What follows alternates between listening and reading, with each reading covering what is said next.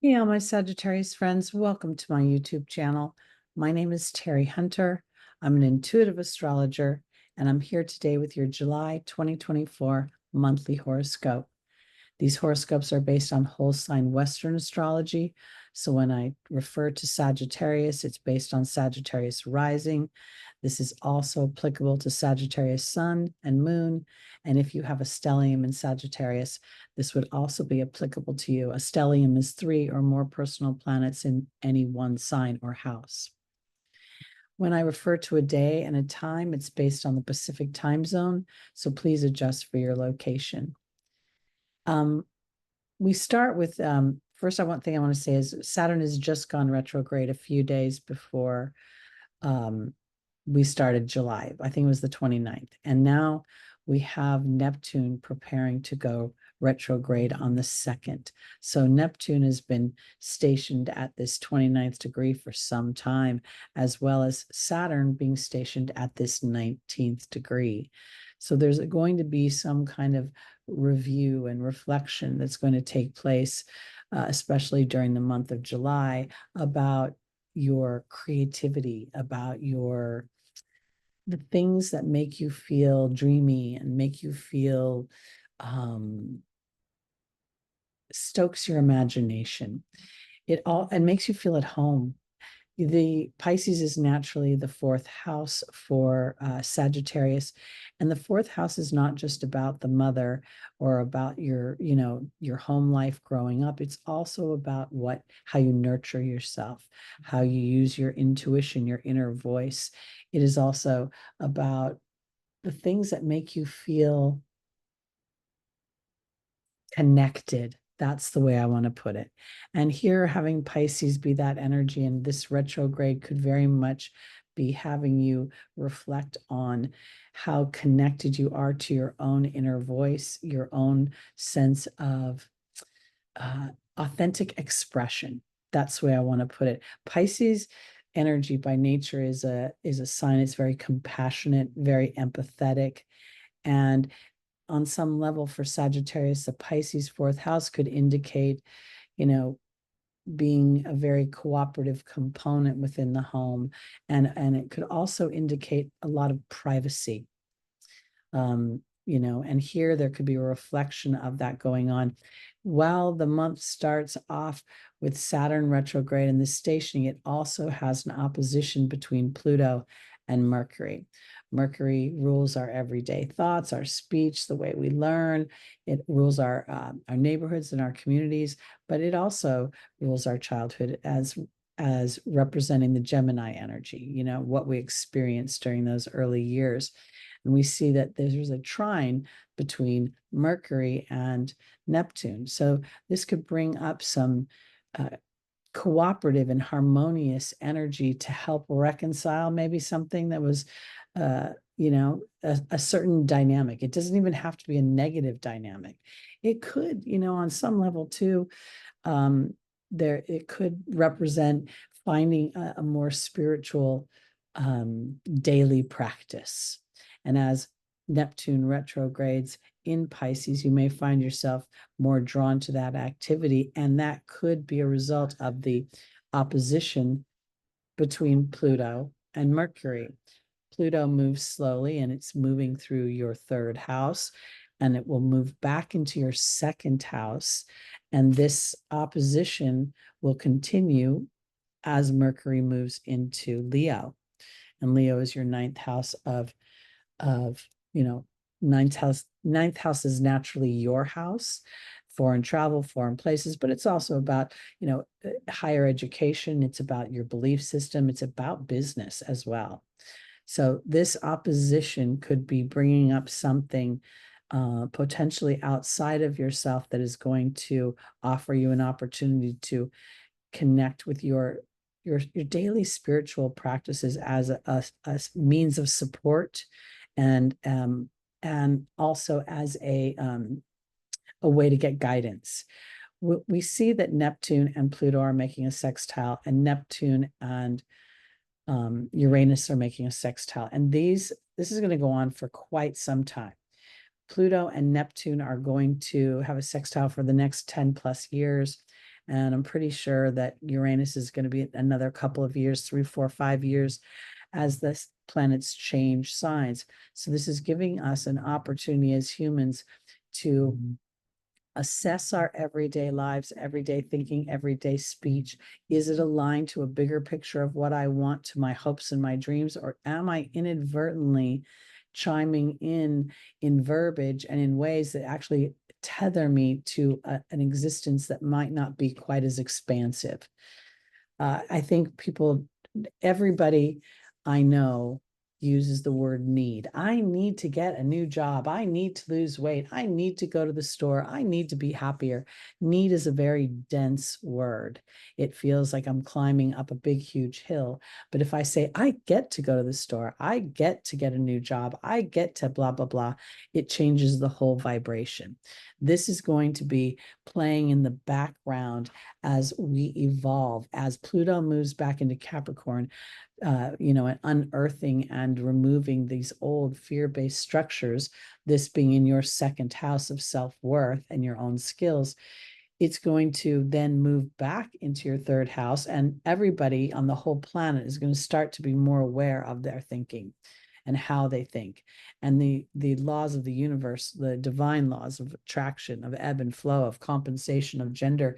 They're all going to come into our awareness in our everyday lives. So that's a long-term thing, but this is how the month starts.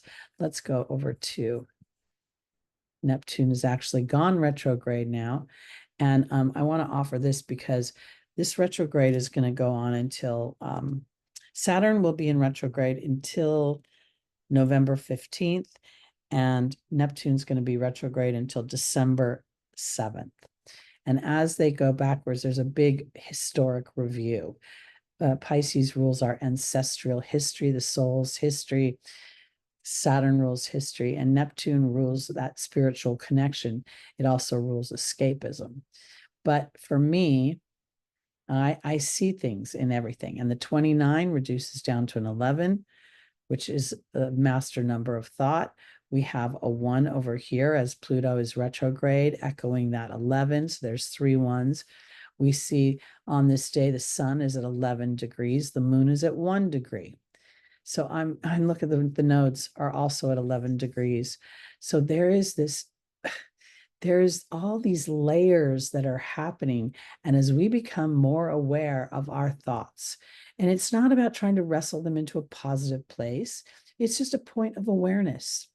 When we can see that, oh, here I'm in this loop, this is a story I've been telling myself a long time. Do I like that story? And while you might not be able to tell a new story just yet, there is opportunity to start that, because on this day, we see a trine to Venus. Venus in your 8th house of transformation and self-worth, 19 degrees, the Libra degree of peace and harmony. And then Saturn's making a nice sextile to Mars. Now, Mars is not in the most powerful place in Taurus. It's considered in detriment, but this is the house of your employment. It's also the house of what you're enslaved to. It's the house of health. At the 17th degree, we're looking at the Leo degree of self-expression. So this favorable aspect of Saturn, as Saturn is sort of tasking Sagittarius to really put down a strong foundation of connecting with their team, their heavenly team, and their inner voice as they take action. And that seems like wisdom implemented in the everyday world, because in no short order, Venus is going to have that opposition with Pluto and is going to challenge the awarenesses that Saturn is offering right now to Venus. And when I say that, these are like aspects of yourself that are coming into play in the 3D world, offering you choices. And in those choices, you can feel your own power through your thoughts, through your actions, through your sense of surrender when you're waiting for that divine inspiration for the next step. Let's go to the new moon on the 5th in Cancer. This is a very interesting new moon for me because it's sandwiched between 2 full moons in Capricorn. Capricorn representing structure and authority and government and depression and fear and limitation and restriction. And here, Cancer represents inner voice, nurturing, support, safety, home, hearth, a sense of pride, of, a sense of patriotism. And here we're seeing this new moon at 14 degrees coming together in the darkest phase of the moon to plant the seeds for a new sense of home, a new sense of awareness about my self-worth and how important that is for my manifestations and for those that I love. When we take care of ourselves, when we find ourselves as humans fabulously flawed instead of trying to be perfect, we change a vibration that allows other people that journey of discovery. And I think that's evidenced by Venus over here near this. She's not exact conjunction, but she's within 8 degrees. And this is speaking of my self-worth and my I want to put it this way, Sagittarius. It feels almost as if when I look at this Cancer energy, that I potentially find the value of self-care in order to create more energy, more vitality to help others, as well as for my own personal career goals. Because I do think that there's something coming up for you about your career goals. We see, Taurus is your 6th house, and we have some action happening over here, but I'll get to that in a minute. And I also want to comment here because this new moon being in this very emotional sign and sandwiched between two very, same moon, full moon in Capricorn, but it's very logical and practical within its earth energy. So I think that each full moon is offering an illumination about a structure, an emotional structure that gets to be deconstructed and reframed, not released, not trying to get rid of it, but seeing how it turns into a tool. And this will help this new moon really plant the seeds, not only for more abundance in resources, AKA money, but also in feeling a sense of purpose and value within that endeavor. Now, let's go over to the 11th. And this is where we're going to see Venus starts her opposition with Pluto as she enters Leo. And she loves being in Leo. It's fun times. But again, there's this outside situation that's, when I think about Pluto, Pluto rules other people's money. Pluto rules inheritances and taxes and finance people and brokers and banks. So the obstacle could literally be that there's something that you want to do and you're saying to yourself, oh, I don't know if I should spend the money. And I want to offer this because sometimes, giving ourselves that opportunity to go do something fun and to say, I'm worth that, I can put that on my credit card. No worries. There'll be plenty of money coming down the line for me to pay all that off. There's something about allowing and stretching that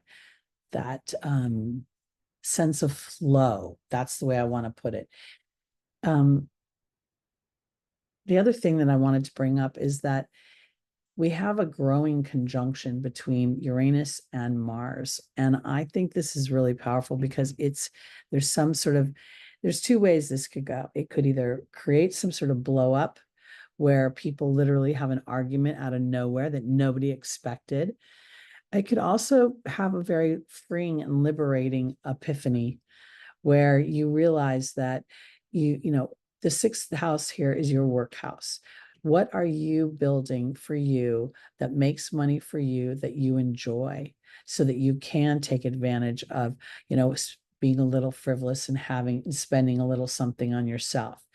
I think there's opportunities coming for Sagittarius that are going to sort of demand you be brave with your heart, not with your eyes. And this growing conjunction is going to have a polarizing. Some people who are not aware of, astrology, or they're not aware of themselves, they could just have an out of nowhere blow up You know, people could literally quit their jobs just because they finally have had it up to here. But at the same time, this can be fabulous because this is the soldier. This is the one willing to fight for freedom. And this Uranus is standing for freedom, breaking the box of whatever the man is trying to oppress. And that's what I think Pluto is representing, something outside of you that's trying to oppress or has been oppressive, and it's going to free you soon. And I think it comes literally through an epiphany.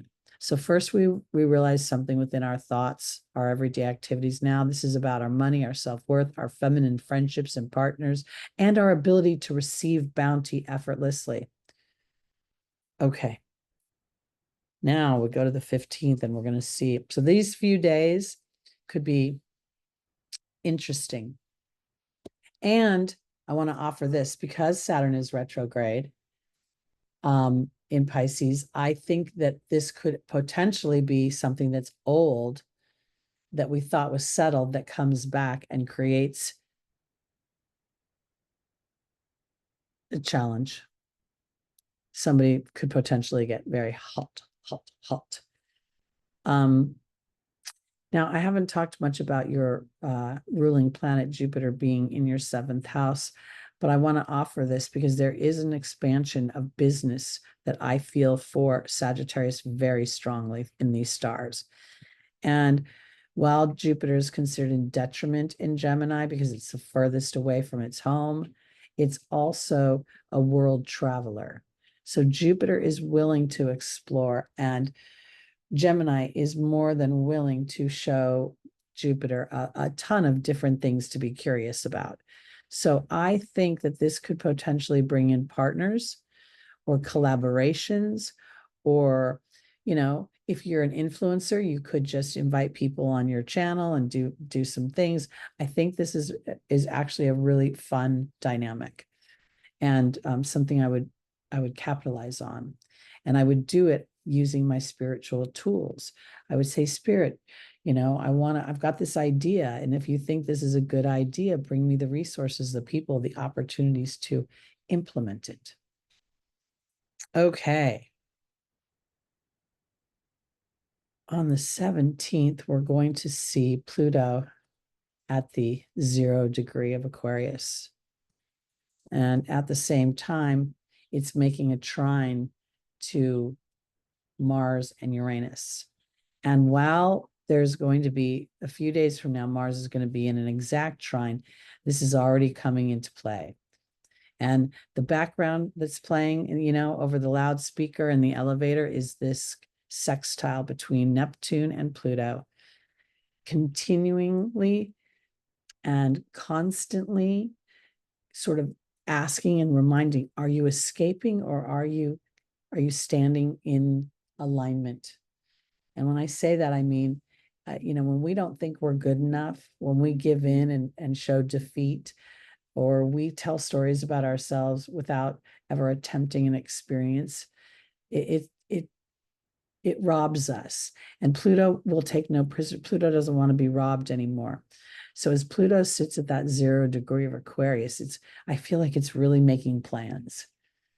And when it goes back into Capricorn, it's going to start what I call a deconstruction process. Literally, you know, we're going to go into demolition of those last few degrees of whatever is holding you back. And that is supported by this Mars and Uranus aspect. And it may create a disruption that I like to call those divine disruptions.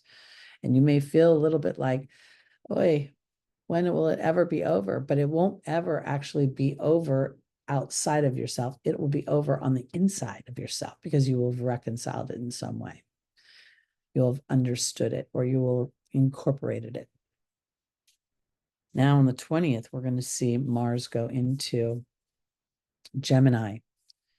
And I think this is super significant because Mars has not been in Gemini. Let's move the time a little bit. We'll do 5 p.m. There we go. Mars has not been in Gemini for 2 years. And the last time Mars was in Gemini, it was there for 7 months. 7 months, going forward and backward and having to, really experience his own. Normally Mars just wants to go in, do what it wants to do, and then move on. And if there's carnage behind Mars, Mars is like, oh, well, sorry. But this time Mars had to go back and look at the carnage, how I talk, how I speak, how I show up with my people, my neighborhoods, my communities. How am I engaging or am I harsh? Now now Mars has gone through that house, then it moved on. Now it's coming back to show everyone in the neighborhood an evolved version. And that's where I think that trine to Pluto is so powerful. Right now, we see the wheel on Sagittarius is the first house. So this is your natural chart. Here's Pluto making this lovely aspect to your seventh house and really giving you an opportunity to be brave. And again, for some reason, I really want to focus in on creating business collaborations, potentially working with teams of some kind or a group of some kind. Just feels very, I don't see it so much as an intimate partnership right now, as much as it feels like you're moving your career forward. And this fourth house energy is giving you an opportunity to reflect on what makes you feel at home, what makes you feel nurtured. How do I get to express myself? Maybe even you'll need time alone. It might not be such a bad idea. Maybe you'll get in the bathtub at home and you'll have some inspired ideas. All right. Now, on the 21st at 3:17 a.m., we're going to see our second full moon in Capricorn.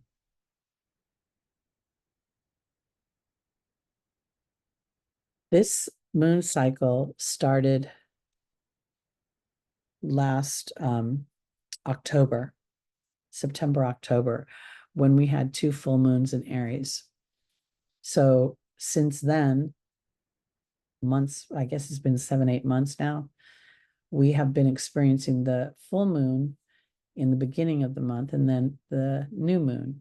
So now it's going to course correct where we're going to have the new moon in the beginning of the month and the full moon at the end of the month.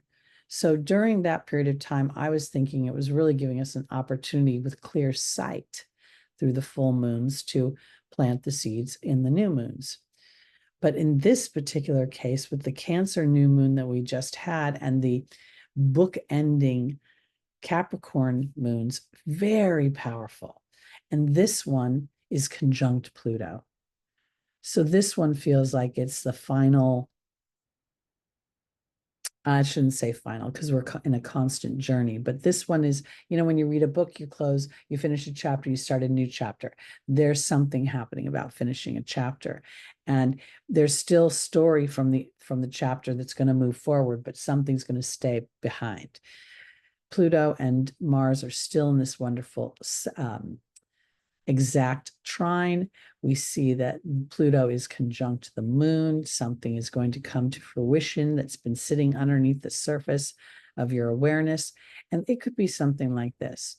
You grow up in a family that says, money doesn't grow on trees.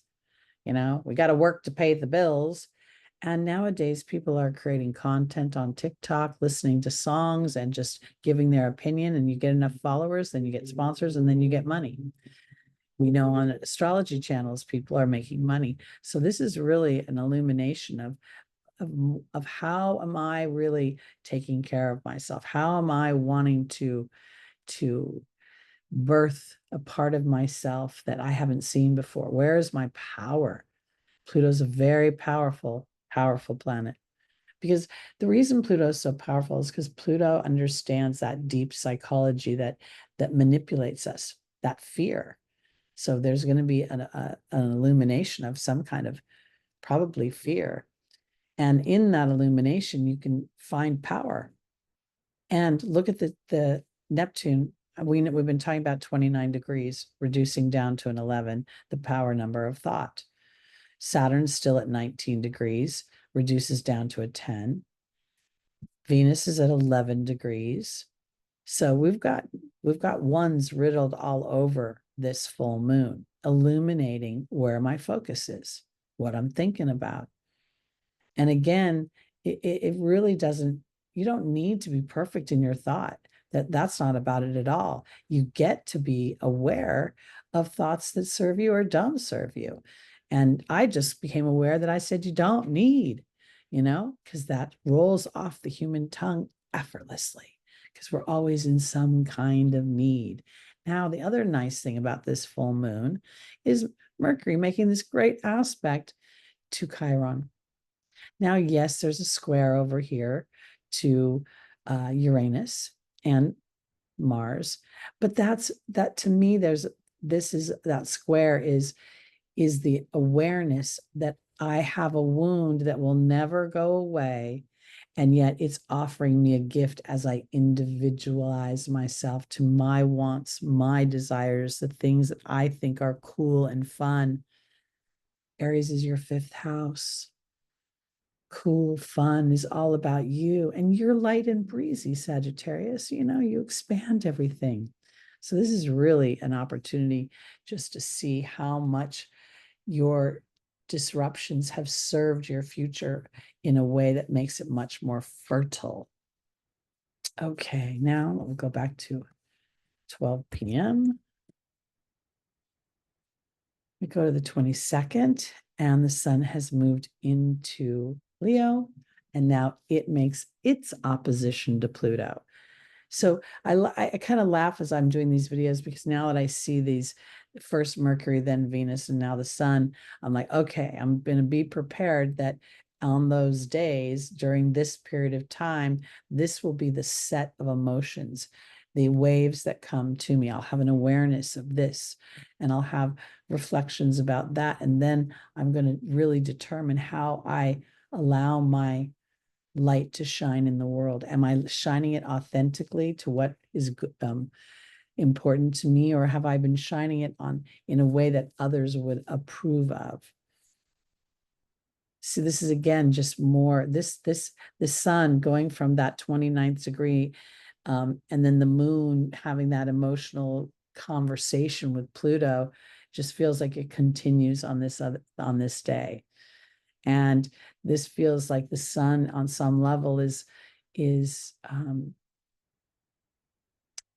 I almost want to say the sun is stretching to shine a light on Pluto, but we know Pluto's way out there, the furthest little planet, cold out there in the dark of the galaxy, the universe. All right, let's go to the 26th. And this is where we see Mercury enter its domicile of Virgo. And the sun is still in a little bit of an opposition. It's loosening up, but we see from Pluto, where what we see the blind side, the quincunx. And I think this is important because when I click on Mercury, both Neptune and Pluto are making this quincunx. It's like a blind spot. And then we know we've got the sextile between these two planets. So the planets are offering Sagittarius some awareness of their Virgonian energy. When Mercury gets into Virgo, it really wants to process things, wants to think about them, wants to, this is how we do it. This is how we reach the goal. This is what's important. It's not about me. It's about other people. And Virgo's your 10th house of career. And I really think that this is a point when, if you're going to be starting to put processes in, they get to be the things that are important to your heart, your creativity, and allow for that transformation. And this may be, well, is that practical? Will I make money? There's that square to your independence and potentially even taking action, because you may have a sense of trepidation and fear. What will happen? And that's when I have to go back to Uranus and say, well, let me do an experiment and just focus on what the good things, the possibilities are, instead of the pitfalls, and see if the universe doesn't start to draw in the resources, which it will. Pluto will help with that, as will Neptune, bringing something that seems divinely, dropped from heaven. And you're just going to have to trust it with your heart, not with your brain. Some things are so difficult in this human apparatus, honestly. I mean, we look at things and we're like, but it isn't practical. But we never try very hard. I mean, for the most part, individual humans tend to fall into process. And so I believe that as we move forward, humanity is going to really connect with the idea that thoughts are things, and focused thought creates experience. Experiences don't create focused thought. There's a concept. Okay, let's go to the end of the month.